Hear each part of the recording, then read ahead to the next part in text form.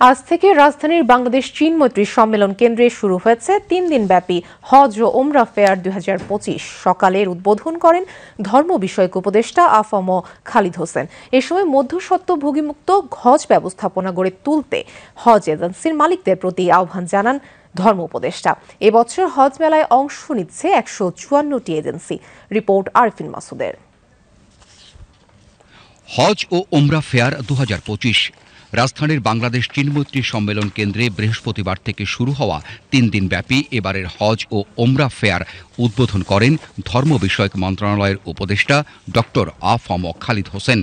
উদ্বোধন অনুষ্ঠানে ধর্ম মন্ত্রণালয়ের উপদেষ্টা ভোগান্তিবিহীন হজ ব্যবস্থাপনা নিশ্চিত করতে মধ্যস্বত্বভোগীদের অত্যাচার থেকে হজ ব্যবস্থাকে মুক্ত রাখতে এজেন্সি মালিকদের প্রতি আহ্বান জানান ধর্ম উপদেষ্টা।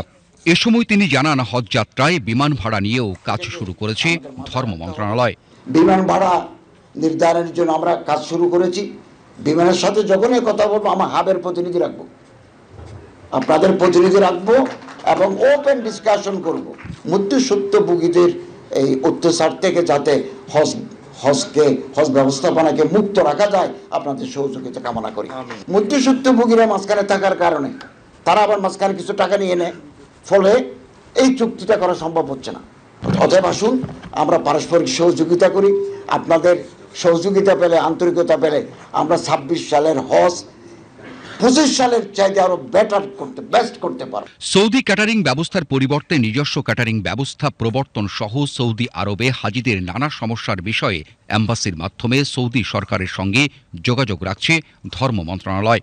সৌদি মিনিস্টারকে চিঠি লিখেছি, দুপুরে ডিউ লেটার দিয়েছি, ক্যাটারিং সার্ভিসটা যাতে বাতিল করা হয় এবং বাংলাদেশি লোকেরা, বাংলাদেশি হাজি সাহেবেনরা সৌদি আরবের খাবার খেতে অভ্যস্ত নন। তা আমরা সচিব মহোদয় ওনার সাথে আলাপ করবেন, আমরা দাবি জানাবো যাতে খাবার ক্যাটারিংটা ওনাদের সরকারি ব্যবস্থাপনা থেকে বাদ দেন।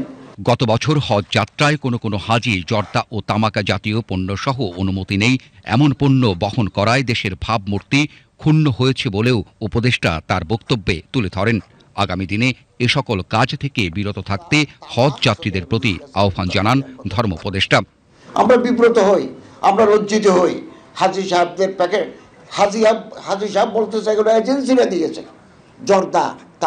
জর্দা তামাক আমার বাংলাদেশের আইনে মাদক নয়, কিন্তু সৌদি আরবের আইনে এটা মাদক। এগুলো নিয়ে যান, তো আমাদের ভাবমূর্তি একেবারে নষ্ট হয়ে যাচ্ছে। অসুস্থ ব্যক্তি বা শারীরিকভাবে অক্ষম ব্যক্তিদের হজে না পাঠাতে এজেন্সি মালিকদের প্রতিও আহ্বান জানান ধর্ম উপদেষ্টা।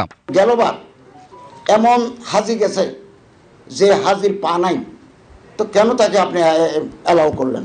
জামাইরও পা নাই, বউরও পা নাই, তো ওমরা কিভাবে করবে? আরেকজনের পায়ের নিচে সিরোসিস, উঠতে পারে না, দাঁড়াতে পারে না, এজেন্সি এই লোকেরা ওরা ফেলে চলে গেছে। আমরা এবার খুব কঠোর হচ্ছি, সিভিল সার্জনের মাধ্যমে হাবের সাথে পরামর্শক্রমে ফিজিক্যাল ফিটনেস না থাকলে আমরা তাদেরকে নেব না। অনুষ্ঠানে ধর্ম বিষয়ক মন্ত্রণালয়ের সচিব AKM আফতাব হোসেন প্রামাণিক, হাবের সভাপতি সৈয়দ গোলাম সরওয়ার, মহাসচিব ফরিদ আহমেদ মজুমদার ও সিনিয়র সহসভাপতি শামীম সাইদি সহ অন্যান্য বিশিষ্ট ব্যক্তিবর্গ বক্তব্য রাখেন। হাজিদের জন্য বিভিন্ন সুবিধা ও অফার নিয়ে এবার একই ছাদের নিচে হজ মেলায় একত্রিত হয়েছে ১৫৪টি হজ এজেন্সি। তারা বলছেন, হজ গমনে ইচ্ছুক ব্যক্তিদের সঙ্গে সকল প্রতিশ্রুতি রক্ষার পাশাপাশি হাজিদের নিরাপত্তায় এবারই প্রথম GPS এর মতো প্রযুক্তি সুবিধা দিচ্ছেন তারা। হাজিরা হারায় যায়, সেখানে আমরা একটা ব্যতিক্রম নিয়ে আসতেছি, GPS সিস্টেম, যাতে হাজিরা না হারায়। হাজিদের হাতে কোমরে বেল্টে থাকবে একটা সিম থাকবে, আমরা হাজিদেরকে মনিটরিং করার জন্য। মধ্যস্বত্বভোগীদের দৌরাত্ম্য থেকে মুক্তি পেতেই হজ গমনে ইচ্ছুক ব্যক্তিরা আসছেন এই হজ মেলায়। তারা বলছেন, এজেন্সিগুলোর সঙ্গে সরাসরি কথা বলে স্বার্থ ও পছন্দের হজ প্যাকেজটি মেলা থেকে বেছে নেবার সুযোগ পাচ্ছেন তারা। সবকিছু এখানে ওপেনলি ডিসকাস করার সুযোগ আছে, এই জন্য আসছি দেখার জন্য, প্লাস কথা বলার জন্য, সুযোগ হলে হয়তো রেজিস্ট্রেশন করতে পারি, এগুলোর জন্য। সংশ্লিষ্টরা বলছেন, গেল হজ ব্যবস্থাপনার তুলনায় ২০২৬ সালের হজ ব্যবস্থাপনা হবে আরও উন্নত। Arifin Masud, BTV news, Dhaka.